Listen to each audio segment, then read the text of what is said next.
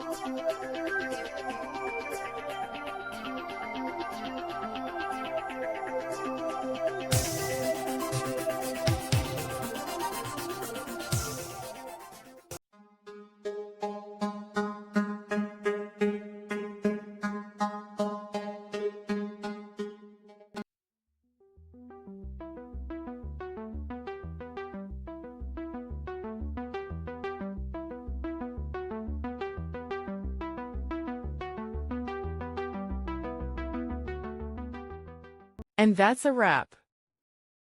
I hope you found the answer you were looking for.